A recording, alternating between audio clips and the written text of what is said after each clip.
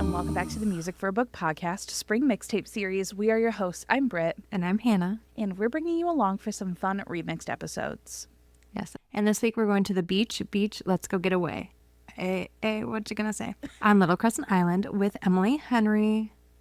Wish she was really here with us, but we will settle for just taking all of her books to the beach instead. Along with a special Manuscript Mini to finish off May, like mermaid, but you know, the month of May.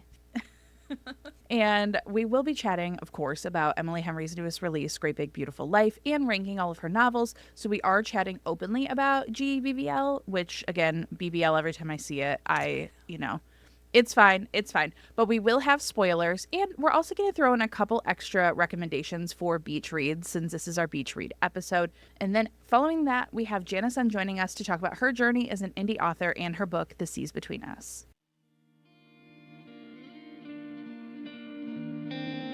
Dear Reader. All right, some book and theme warnings for Great Big Beautiful Life. We did get these from Storygraph.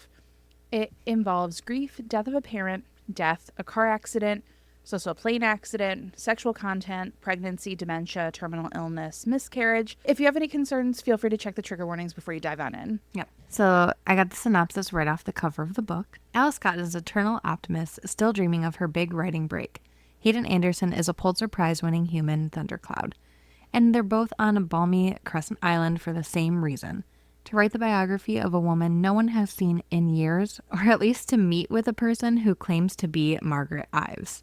Tragic heiress, former tabloid princess, and daughter of one of the most storied and scandalous families of the 20th century. When Margaret invites them both for a 1-month trial period, after which she'll choose the person who will tell her story, there are 3 things keeping Alice's head in the game. 1, Alice genuinely likes people, which means people usually like Alice. And she has a whole month to win this legendary woman over. 2, she's ready for this job and a chance to impress her usually unimpressed family with a serious publication. 3, Hayden Anderson, who should have no reason to be concerned about losing this book, is glowering at her in a shaken to the core way that suggests he sees her as competition. But the problem is Margaret is only giving each of them pieces of her story, pieces they can't swap to put together because of an ironclad NDA and an inconvenient yearning pulsing between them every time they're in the same room. And it's becoming abundantly clear that their story, just like the tale Margaret's spinning, could be a mystery, tragedy, or love ballad, depending on who's telling it. Are we ready to talk about our song choices? Yes. Okay. Much to no one's surprise, I had a really hard time picking a song for this book. I did too. The song that I landed on, I listened to it a few times, and I feel like it really just is Alice to her core, and also a little bit of Margaret when you peel back her layers. So I'm going to be talking about Mirror Ball by Taylor Swift. It's a really great choice. I picked one that's kind of a little bit of everybody about the book itself, kind of, I felt. But the one that kept coming back to me is Story of My Life by One Direction. Stop, Hannah. That was one of my options. That was one of my song options. I kept going back to it. I couldn't find anything else that I liked. I love that. Very excited to hear you talk about that. So now we're going to move into a great big beautiful discussion about Great Big Beautiful Life. And we're doing things a little bit differently. So we're going to be layering in thoughts of our song alongside thoughts of our book. And you'll see why coming up here, not too long. We have things coming. So yeah, spoilers ahead. This is your warning. We will be talking about the end of the book probably right away. So just be prepared. If you have not read Great Big Beautiful Life, pause now and then come back. Otherwise, stick around. But like I said in the synopsis, there is a little bit of mystery in there. What was your thought on the mystery that was revealed? Did you guess like the tie-in? Like how they were connected? So I had a feeling, not necessarily Hayden, but I had a feeling that Hayden, Alice, or Jody was connected to the Ives family in some way. That's what made like the most sense logically to me about why they were being like, she was being so secretive, you know, and all of that. But I did not specifically guess that Hayden's mom had the connection to the hotel and all of that. Yeah. Yeah, I didn't. I mean, I think there's a bunch of writers that write this way and everything. And so me comparing it to, Taylor Jenkins Reid is just my own personal Yes. Yeah. life, right? Comparing it. But so I was like, oh, who's it going to be connected to? And I didn't think it would be Alice because it didn't make sense to me because I'm like, she found her. Yeah. I mean, we know like a roundabout way and everything, somebody looking. Yeah. But I didn't know. I don't know. I was trying to figure it out. Yeah. I didn't fully piece it all together. But I also wasn't focused on that. I know for me, I really liked Margaret's story. I liked Alice's too, but I would have loved to like have more of Margaret and like her and Cosmo and everything like that. Yeah. I just like, there was something about it. Like everything felt just slightly half baked to me. I really enjoyed pieces of Hayden and Alice.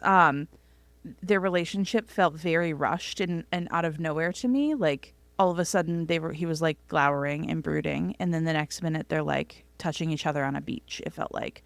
And I could feel their banter, their chemistry and tension. It wasn't a matter of that. It was a matter of like believability of their timeline. But I think I would have liked, I think I wanted it to be one or the other, if that makes sense. That's fair. Like I wanted more like depth to Margaret's story. I think because Margaret's story was told in chronological order, like I did not care about those early pieces. Because I know, like, Margaret said, oh, we had to go back to the beginning and we had to do like, we're starting from square one so I can walk you through step by step. I did not care about square one. See, I did. I liked it. Yeah. I don't know. I just have very weird feelings about this book because I deeply love Emily Henry's writing. Like, I connect with her writing so much, and it's absolutely beautiful, but I just found myself like waning kind of in and out of the story. Yeah. I mean, I could see that.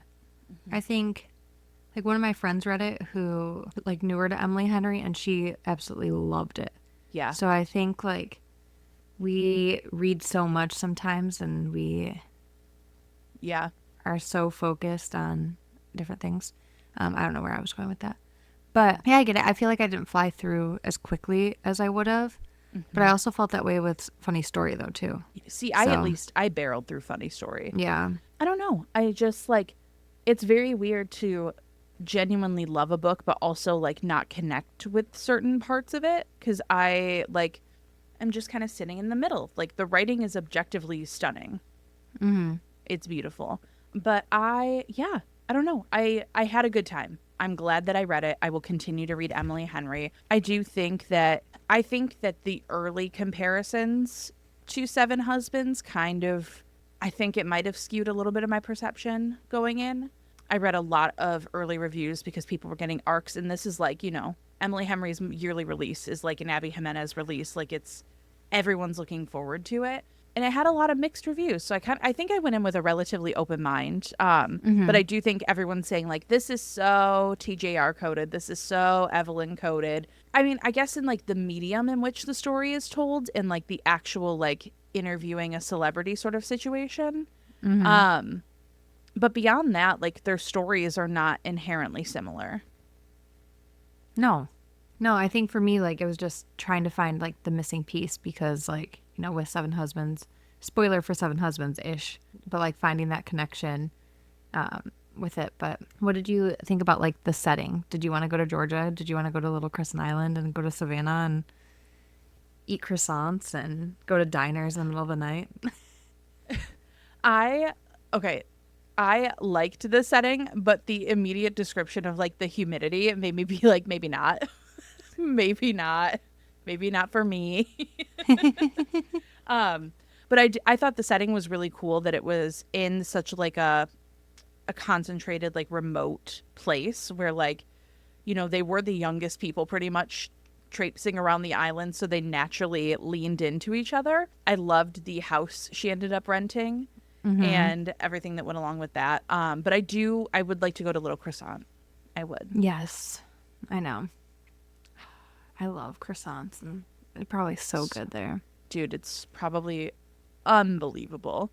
Oh, I will say the one part of the story that I loved so dearly was Alice's breakthrough with her mom and the piece of them going to visit her and Hayden standing up for, well, kind of standing up for and to Alice about like how she's spoken to by her mom and things like that.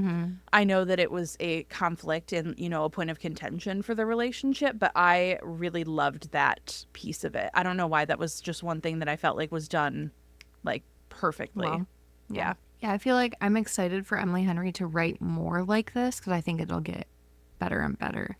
I agree. Like, I think that like I said, the structure, the writing, the basis for the story for me was impeccable. Like, it was just stunning, but there was like little things that didn't fully come to be for me as a reader.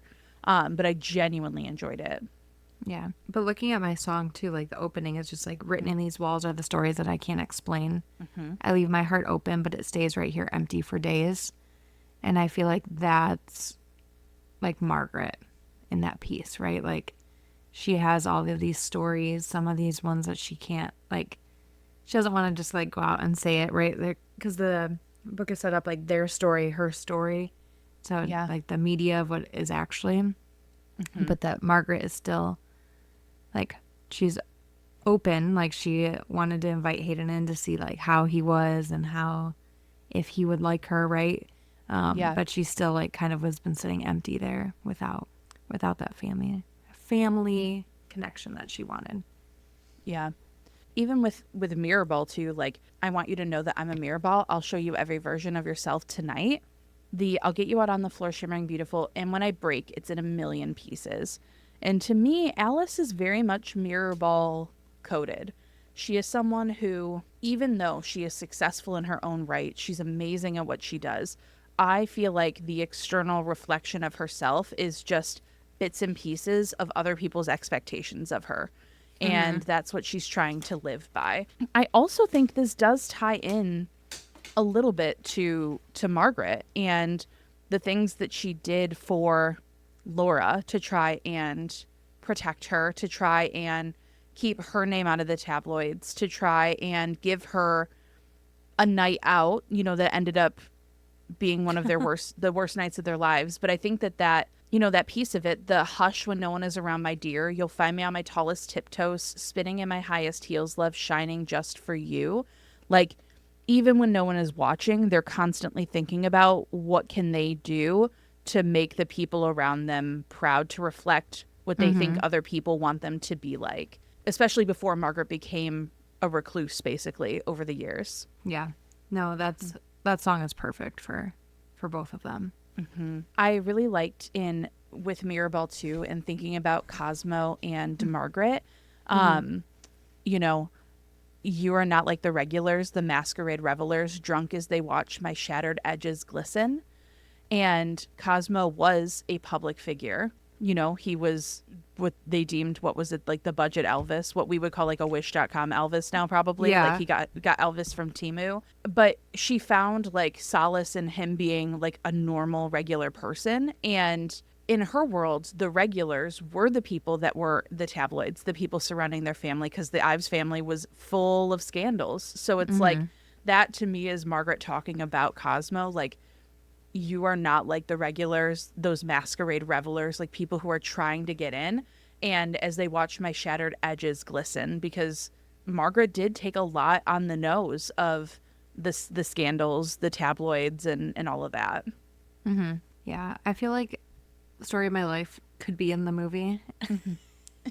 But because I feel like it's very poppy, but no, it's a vibe. Just the story of their lives, right? It's just, it's the book. It is. And the bridge part of Mirrorball too, like just looking at it, and they called off the circus, burned the disco down when they sent home the horses and the rodeo clowns. I'm still in that tightrope, still trying everything to get you laughing at me. I think it's like Alice has done everything in her life to try and make her family proud. Like her sister's in the Peace Corps, like, isn't she technically in the Peace Corps specifically? Yeah. So her sister's in the Peace Corps. You know, there's always the, oh, well, we'll get you like a real publication and a real job. And even when her world's burning to the ground around her, she's still on that tightrope. She's still on her tiptoes, trying to get the people in her life to just be proud of her. And this line, like if I had to pick like a section that is Alice, it's the I'm still a believer, but I don't know why. I've never been a natural. All I do is try, try, try. And I think that's a little bit of Hayden too, because Hayden comes across as very nonchalant and very like effortless in the things that he does. And we know that there's always more to the surface of what Emily Henry brings to her characters. And I don't know, there's just, when I listened to it, I was unsure about this pick, but the more I'm talking about it, the more I feel like, okay, no, I had it right when I had that like gut connection to it. But I don't know if that's like this for you too, though, but when I am like listening to a song and I finally settle on it, there's always a moment that connects like in my head or in my gut where I go, oh, like this is it. This is the song that I'm choosing for this book. Yeah, there's usually like a moment that connects, just like, like yeah. this is the one. And even that if I'm debating on it too, though, and I keep going back to it, I'm like, no, all right. There was something about it. Yeah, like I gotta go with it. And for me, it was when I heard they called off the circus all the way down, but the I've never been a natural. All I do is try, try, try. Was very Alice to me. Yeah, I think for me, it was like in Story of My Life when it's like frozen in time. And I feel like that's how like Margaret's life kind of was. Like when everything kind of happened with Cosmo, like it just, I feel like that like stopped her like timeline and she had to like think about her life and what really was going on with everything. But let's talk about Emily Henry's pick for this book, though. Yes. Because Emily Henry picked Last Great American Dynasty by Taylor Swift. And I think that song just fits it, right? Because it's like talks about Rebecca Harkness, who, you know, is basically in the story of Great Big Beautiful Life is like Margaret Ives and comes into this town and, you know, just little different things. And I think even the way the song is set up right at the end, it's like, and the house was bought by me. So I feel like it's like Alice wrote this song about Margaret, where like Taylor wrote it about Rebecca. Alice is writing the story about like Margaret. And so I love the like the opulence of this song. Like she's just blowing through money on her friends and all this stuff. And you know, when it came time to sell, like she sold everything and donated it under the Ives name basically, and then became a recluse in this little crescent island. No, it's very, I can see the inspiration. I can see the ties that came from this song. I will say though, because I thought when we were going to pick our songs, I was like, man, I'm going to be so sad that I can't personally pick The Last Great American Dynasty. But I listened to it and I was like, no, this makes sense for why this would inspire the story as a whole. But as a reader, I feel like it was not the right song for me from a reader perspective, which is so interesting because like the inspiration versus like the output is so, I don't know. I enjoyed this book. I feel like this is one that I'm going to go back and reread down the line and fall in love with even more once my expectations have waned a little bit and I have the ability to just go into it. Like, obviously I will have read the story at that point, but more so looking at it from the perspective of, okay, now I know what the end result is. Like, let me look at all the ties that were woven into the story about how to get there. Yep. No, definitely. I think I'll go back to it. Yeah. So let's talk about our rankings now. So we finished the book. Yeah. Where does it fall into your Emily Henry rankings? And we're not going to be going into depth here about why we picked certain ones in certain places. But like where are you at right now? Okay. I'm going to go bottom up in my current ranking. My top 3 I feel like do switch in and out based on the day. As of today, this is my current ranking. My last book is Happy Place. That's in 6th place, and 5th place for me is Great Big Beautiful Life, and then Funny Story, Book Lovers, Beach Read, and the very controversial People We Meet on Vacation. And I will start at my bottom, which People We Meet on Vacation is at the bottom there. And then 5th would be Funny Story. Fourth is Book Lovers. Great Big Beautiful Life is right there at number 3. Happy Place is number 2. And then Beach Read forever will be my number 1. January and Gus. So forever. good. I love January and Gus. It's so funny because, like, looking at these, like, it just feels wrong to have them ranked like this. Like, I know that we, like, had to pick because we're doing a ranking, but, like, it just looks incorrect. Right, it's just like a big circle. Like, it just kind of rotates, like, whatever one. Yeah, like a little bit here, In the a mood. little bit there. Yeah. I will say, though, Happy Place is my definitive least favorite, which is so funny that it's, like, a top 2 for you, and then People We Meet on Vacation I loved and you just did not like. And I think that when we talk about, like, reading being subjective and, like, being open to trying things even if, like, people didn't like it, like, Hannah and I read books all the time where she clearly liked it more than I did, or I clearly liked it more than she did, but we have so much overlapping taste in the middle that, like, just read what you want to read what you love. And, like, it is okay to like a book that people that dislike a book, and vice versa. Like, it's just, that's the beauty of art, is, like, the way that we enjoy it is so vastly different based on our life experiences. But I cannot wait for the People We Meet on Vacation movie because the casting is... Chef's kiss. Absolute perfection for Alex and Poppy. Yeah. I cannot wait. So I'm really excited for that to come. All of them. I think in terms of movies, Funny Story will be the best one. I mean, if Miles was casted right. Yeah, I feel like everyone wants Dylan O'Brien, which I would be fully on board with. But I know, yes, I mean, I love him, but yeah, I'm open, but he just got to be cast right. Happy Place, I'm nervous for the adaptation because, like, I feel like that is a book that I do hold very close to me, that, like, I'm nervous to see that play out. But we'll see. I'm excited, but not just Emily Henry books. We have some other books that we would bring to our beach day to have a great big beautiful beach day. And so some of ours are the same. I'm just going to run through a quick list. This is non-exhaustive. These were just the ones that came top of mind in about 3 minutes when I was like, we need more beach read recs. We completely forgot a section of the outline. So we're starting with, in my opinion, this is like if someone asks me for a perfect summer book to read on the beach, The Paradise Problem by Christina Lauren will always be my number 1 choice. 100%. Mine too. It is like the perfect blend of rom-com, and it handles some heavier topics, but you're not going to be sobbing on the beach like you are with one of my next picks, which is Just for the Summer by Abby Jimenez. Also perfect, you will cry, and that's okay. You can just dab it away with your beach towel and everything will be fine. Savor It by Tara DeWitt. Summertime, little canoe race, like just get that.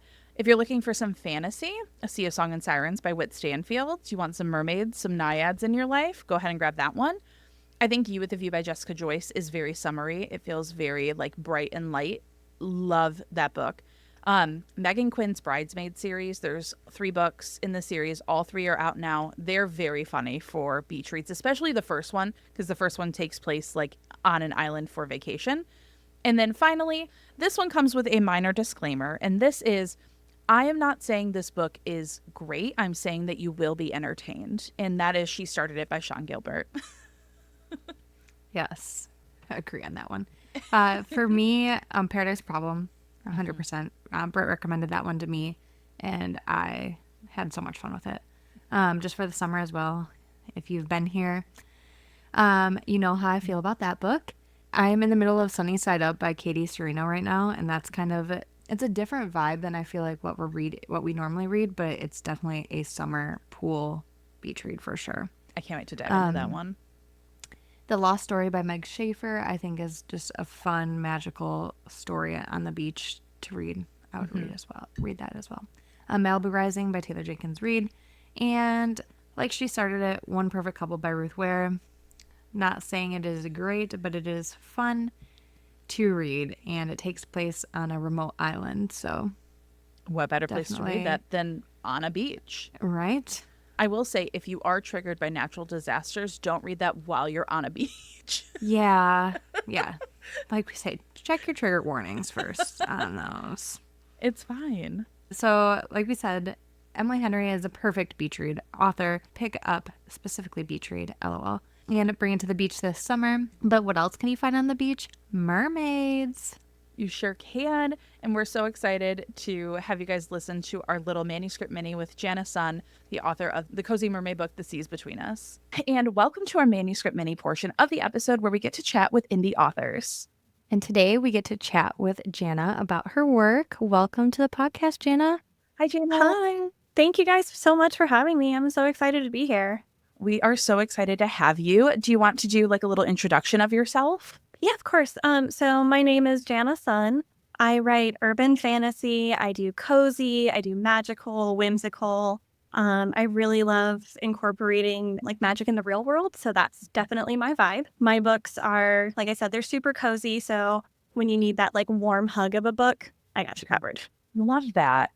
And there are a few different books we could talk about, but there's one that we want to highlight today, obviously for our beach reads episode. So it's perfect as we finish up May, The Seas Between Us. Yes. And we saw on social media that we renamed May Mermay. Obviously. So, because we saw it on Whit Stanfield, who was been on the podcast before. Yep. So we'd love to hear about what the book is, short synopsis. Yeah, absolutely. So my book is called The Seas Between Us. It is about a mermaid. Her name is Marrow. She just turned 25 years old, and to gain her status as like an adult, fully, recognized member of her tribe, she has to lure a pure-hearted human man, which, again, I know this is fantasy, so go with me here on that one, guys. Pure-hearted man back to the ocean to kill him to sustain their magic. And that is the main plot of the story. She has to transition to be a human. She has to walk on land for 7 days. She's only got 7 days to bring this guy back to the ocean, but she falls in love with him instead. That sounds so fun. I love reading like mermaid type fantasies. That's why we were drawn to Whit's book originally too, because it's a little bit outside of like the expected for fantasy books. Mm-hmm. Very refreshing and also perfect for spring and summer. Mm-hmm. She's amazing. Yeah. So excited. Now, music is, of course, important to us. We always pick songs for our books to associate here on the pod.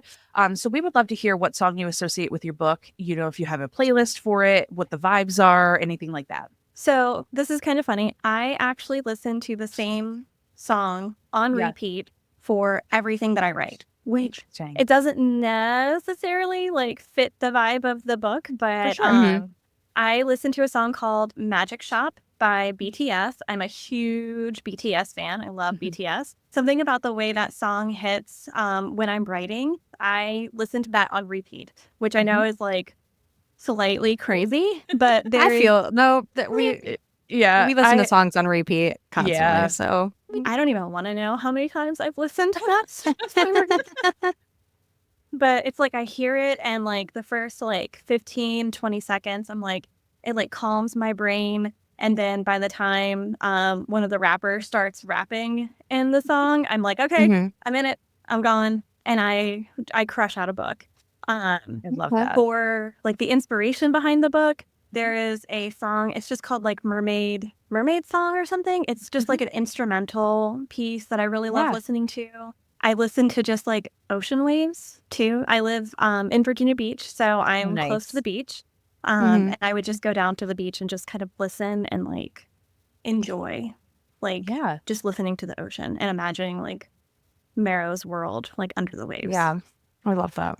So now we do have some questions for you. Yes. So you kind of talked about the music inspiration, but what's the inspiration behind The Seas Between Us? So it's actually kind of funny, actually. I wanted to read a mermaid book. Like a few years ago, I was looking for a mermaid book. I've loved mermaids my whole life. Like I am a millennial. I grew up in the 90s, Little Mermaid word life. Yep. Like I wanted to be a mermaid. Like that's what I wanted. Like people would ask you, as a child, what do you want to be? A mermaid. Like life goals, right? Yeah.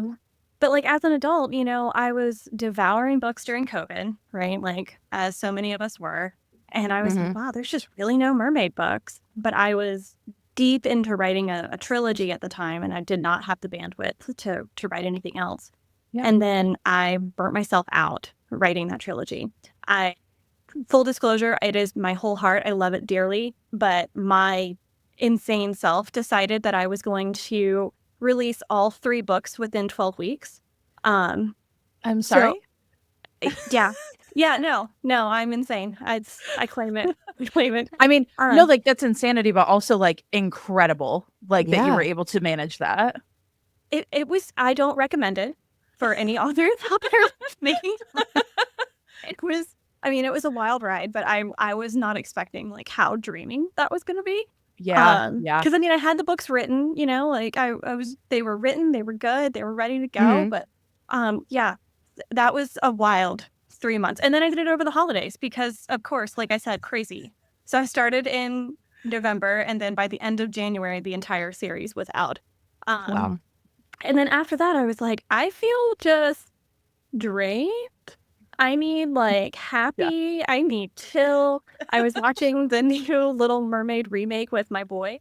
And I just was like sobbing during it because it's literal musical perfection. Yeah. And It I was was. like, I need to write a mermaid book. Like, it's time. Like, I need to do it. And then I was just kind of sitting on it and I was thinking about it. And I'm like, Prince Eric is, you know, heart of my heart, but I want to get some like redemption for some like a blonde MMC because we all know like there's not a lot of love for the blonde boys out there. And I love a cinnamon roll. So I was like, okay, so he's going to be this sweet little baby because that's just what I end up writing regardless of what I try to write. They just all turn out to be sweet babies. And then I was thinking about it and I'm like, he's an artist. That's what he is. Like, that's why he's like so pure-hearted because he's an artist and he's drawn to the ocean and he loves the ocean. Yeah. And like the world just kind of built itself. And then I was like, she's going to have to kill him.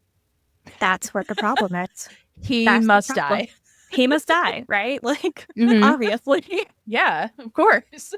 So, like, the world just kind of built itself, but it came from a place of needing to, like, refresh myself, refresh creative energy, and just do something completely different. Like, the vibes of this book is very different from my trilogy. Ironically, similar location settings. I love the city that I live in. I love Virginia Beach. And they're both set in Virginia Beach, but in like wildly different ways. Yeah. So that was also really fun to play with. It just kind of took off on its own because I just needed something very different. I needed like a complete 180 from what I had been writing. Absolutely. And sometimes like, yeah, you just can't find what you're looking for. So you're like, I guess I have to do it myself since people cannot deliver on what I need. Yeah, and it was so crazy because it's like mermaids just kind of blew up all at the same time. Like, it's like all of us knew subconsciously the world needed a mermaid. Absolutely. And it just 100%. blew up, and I'm like, and now my TBR is like nothing but mermaids, but that's fine. I love that. Now, when you kind of start your writing process, are you a plotter? Are you a pantser? Do you go on vibes? But how's your process changed over time? What's your vibe here? Oh, gosh. So I have been writing for about 20-ish years. When I first started writing, I was like a young teen and I was like, 15 years old, deciding that I was going to be like the next thing. Yep. And I decided that I was going to write I was a plotter to my core.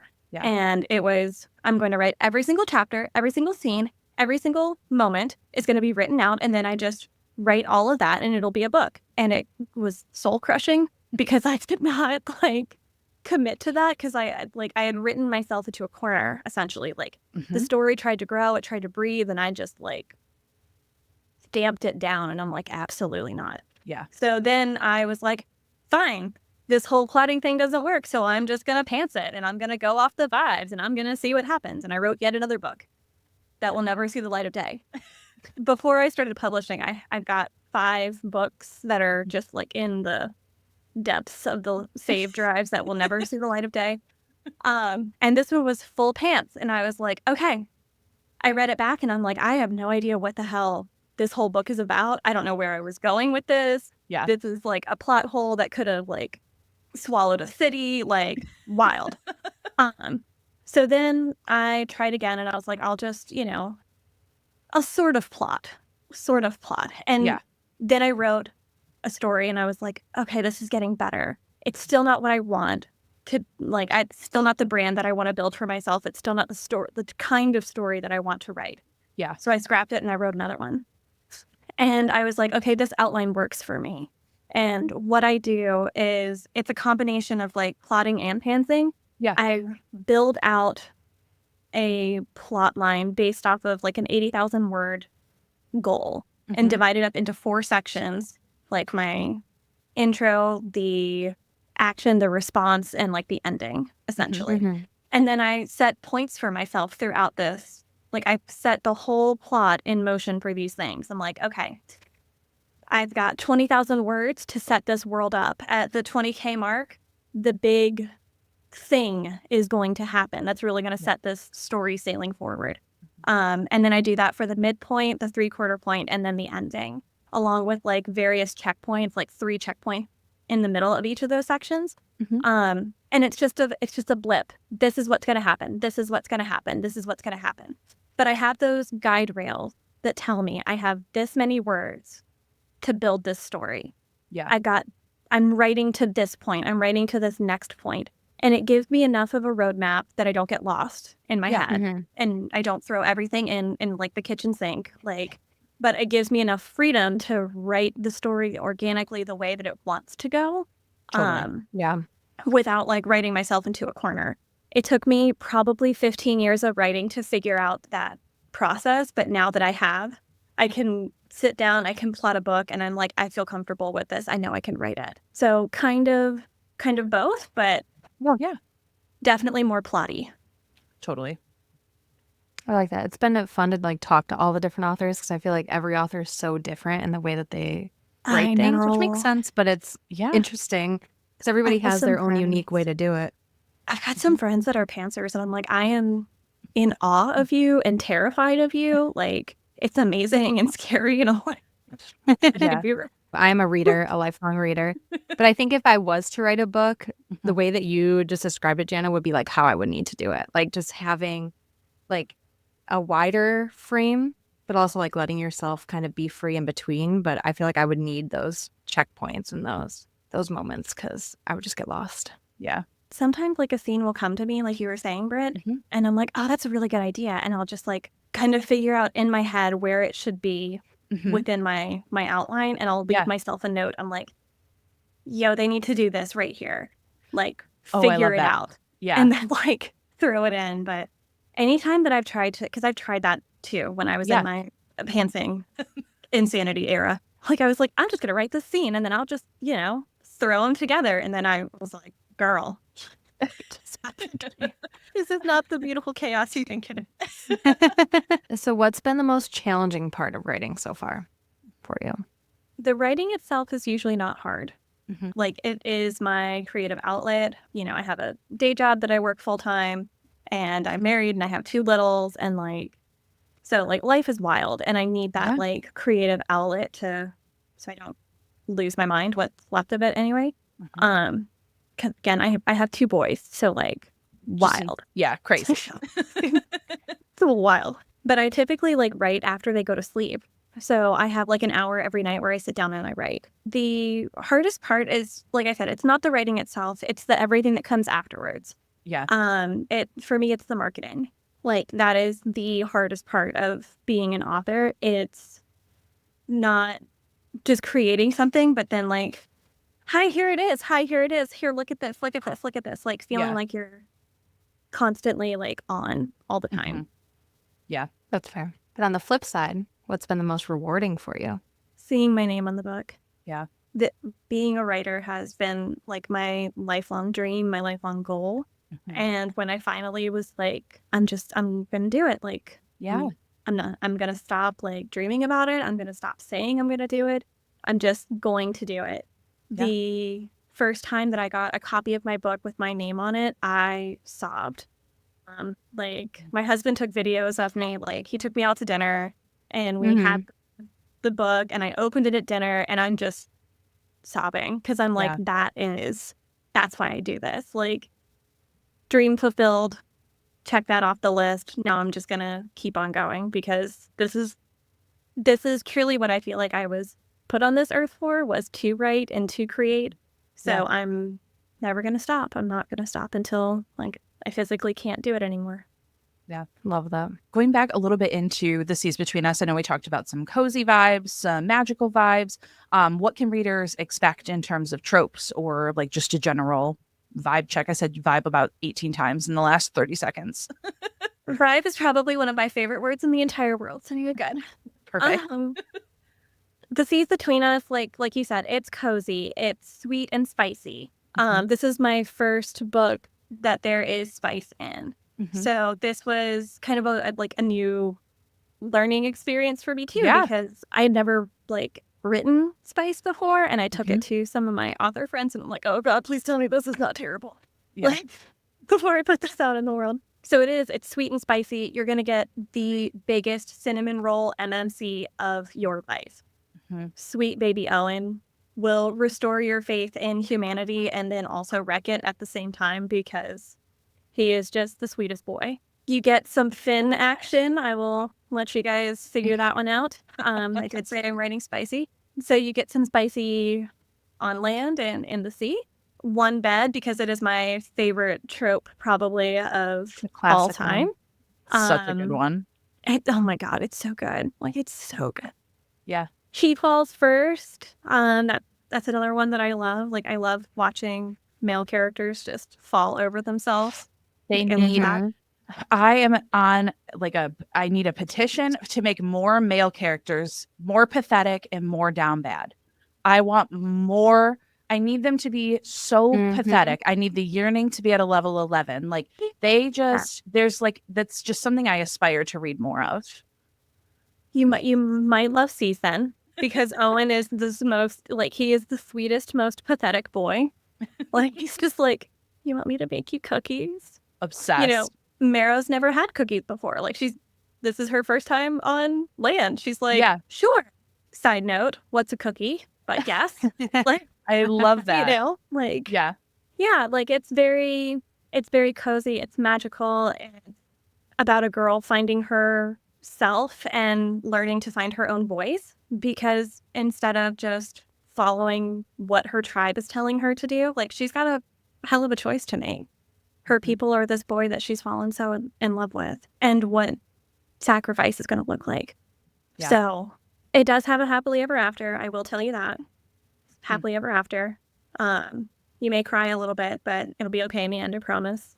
I'm good with a little emotion. That's fine. Yeah.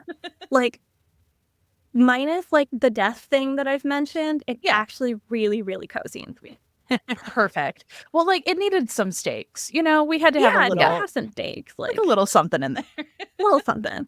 Yeah. A little something. So you've said, marketing is kind of the hardest part for you. And we know that you were an author at the unfortunate event that happened that kind of has taken the world by storm. It was A Million Lives. That was what it was called? Yep. So it was A Million Lives. So we're taking a little dark turn real quick, but do you want to talk about kind of like your experience with that and what happened there? Because we've seen the videos and it looked, I just felt so terrible for everyone involved. The videos were exceedingly accurate. I will say that. Yeah. This was my first big event as an author. I've done some little events, and they were wonderful, like local stuff in the like Hampton Roads, Virginia area. Like, absolutely wonderful. I was so excited for this event because some of my friends were going to be there. Like, people I hadn't seen in a long time, people I've only known on social media. So, I mean, like, this was like, for me personally, I was extra excited for this because there was about 15 people that I was so genuinely excited to see and meet. Yeah. And then, we get there and it is empty.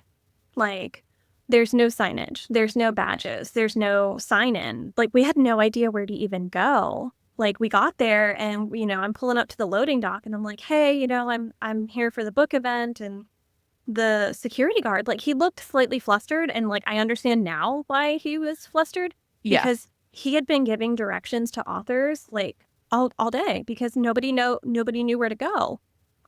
It was in the basement of the Baltimore Convention Center.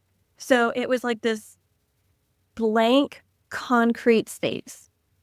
Like when I got there, there were tables. There were no tablecloths yet. So we were all kind of panicking, like, okay, who's going to go to Target and like go, Target, Walmart, like whatever we could find to buy tablecloths because like we wanted a tablecloth. So, I mean, that was, eventually they did show up. That was the one thing that did show up. We were told the badges were shattered, which I don't know how a plastic badge can shatter. I feel like maybe like a couple, like a little chip here and there, but all of But like a plastic flexi, maybe like a broken, like a corner. Then we were told that the swag bags for our readers were stolen. The other things were stolen. There was no like anybody could have wandered into that event because there was nobody there like checking people in. Yeah. Like, wow. The host was saying that she was checking people in. I've heard from several readers that they were not. Like, literally anybody could have just wandered in. And that was kind of the vibe that we got too, because there were people who were like walking around, but they weren't very invested in the books. Does that make sense? Yeah. And there were only a handful of people. There was maybe 100 attendees when we were told that there would be about 600 people. So, I mean, and we all purchased books for expecting 600 people. Yeah. So, I mean, like there was a lot of books. It was the panel room that I was in didn't have a microphone or a table. I did a panel on the journey of being an indie author. There were more panelists than there were people attending the panel because nobody knew where the panel was, what time it was happening. We didn't have tables. There was a moderator there who was there for like a minute, who asked one question and then he chilled in the back on his phone and then dipped. Some of the content creation room was an empty room. There was literally nothing in there, like no chairs, literally nothing. I didn't go to any of the other panels because I was like hopeful trying to be at my table to see readers. But yeah, there were, I mean, like it was very empty. And then we were all kind of dejected, like me and my friend group that stayed together at an Airbnb. We're all just pretty like dejected, tired, defeated after Saturday. And we're like, we're just going to order a lot of takeout and then eat and then go to the ball. Yeah. And we were like, do we think the ball is happening? Because we had heard that the DJ was in the hospital earlier that week. And we're like, do we think the ball is even happening? Like, we haven't heard that it's canceled. So there's got to be something. We get there and Callista Neath was like upstairs and she was like, guys, it's bad. Like, it's bad. Go downstairs and, go take a look at yourself. But it's bad. Yeah. Like, we go down the escalator, we're all like in our dresses, like holding the dresses up so they don't get like eaten by the escalator. And we go in and the lights are on in the concrete basement. There's 0 decorations. There's a few tables and like 7 flower petals from like a dollar store rose that had been plucked off. Mind you, there was 4 hours between the end of the signing and the ball for setup. 4 hours. Nothing. Did the decorations also get stolen? Yes, that's what we were told. Yes. Oh my gosh. Oh, Jana, I'm so sorry. A security guard felt really bad for us and like gave us his little JBL speaker, who was dubbed DJ Steve. So DJ Steve did his very best. She came in clutch for like the area that was like this big that you could hear the music, because he was a little baby speaker, but he did his best and we are very appreciative of DJ Steve. Not all heroes wear capes. The bar. The bar. It was like $14 for a cocktail. And the bartender, bless him, he was very sweet. He was like, what would you like? And I'm like, just give me something strong. It's fine. Yeah. It's fine. And he's like, pour. I was like, I appreciate. Oh my gosh. So, I mean, like, it was an experience, but it's, I got to see some friends. I met some amazing readers who were there. Yeah. I got to meet a ton of incredible authors. So, I mean, like, was it kind of horrifying? Yes. Like, Totally. the people were absolutely incredible. So, Yeah. Good. I mean, I'm glad you got to make the most out of a very barren and desolate situation. I think we walked in and I was like, oh my God, no. I think I blacked it out, but that's what I was told that I said. Listen, you got to do what you can to survive, to get through. I'm glad that a lot of tequila involved. Yes. Had at least a little bit of that. Have they been in contact with you? Like, are you guys getting refunds or is anything happening? We have been told that there will be refunds. Okay. Not a word since. So cool. They said by the end of the month, by the end of May. So May 31st is when we should be expecting it. Mm-hmm. Not holding my breath, but we'll see what happens. Yeah. Well, hopefully out of the 100 participants, you did find some new readers. And I did. They were lovely. They were lovely people. Like I said, the people who were there were incredible. So yeah, because everyone there is just a book lover that was excited to meet other book lovers and other authors. And so fun. Yeah. What a wild journey. But besides, I don't even know what I want to say, besides crazy events that shouldn't have happened, where can readers find your work? Where can they read your books? Yeah, absolutely. So for my ebook girlies out there, my Kindle readers out there, all of my books are on Kindle Unlimited. So you can grab them there. My books are available on Amazon and most major bookstores. Mm-hmm. But you can also purchase them through me directly through my Square shop. Yeah. But yeah, like if you go through my link tree, you can go directly through me or like through Amazon, whatever. Yeah. Any and all support for indie authors is amazing, no matter how you guys choose it. Beautiful. We just wanted to say a huge thank you again for joining us today. We appreciate your insight. And everyone, please check out The Seas Between Us and all of her other backlist. That would be amazing. Yep. Yeah. Thank you guys so much. Of course. And where can people find you and support you online? I know you said your link tree. Where can they get that? I'm most active on Instagram. I tell myself that I will do other social media platforms and then I sort of don't, but I'm trying to get better at that. Yeah. But you can find me on Instagram. My handle is at Jana_Sun_books. But yeah, you guys can find me there. If you do start reading my book and you enjoy it, send me a message. I love to hear from readers. I love to just chat with people. I spend too much time on Instagram, so I'll probably see it right away. But yeah, I would love to connect with you. Love that. Yes, thank you so much. Yes, thank you. Thank you, guys. We have some news coming up, and it's going to be a surprise. We'll just say we need you to join us next week, June 4th, for a very, very exciting announcement in regards to the podcast. Yes, it's been a long time coming, and we cannot wait to tell you what we have on the other side of the page. Yes, so keep an eye on our socials because you won't want to miss the major announcement coming your way. Yep. So give us a follow, TikTok, Instagram, Discord, Patreon. Give us your thoughts. Stay tuned, follow along, turn on your notifications because this announcement is so exciting. It's massive. It's a big announcement. So in the meantime, please rate and review the podcast on your preferred platform. It helps so much get that 5-star visibility. We would greatly appreciate it. And we'll see you next week with an episode from the vault all about Britt and Hannah and what's to come. Yes. And remember, keep reading with kindness. Bye. Bye, everyone.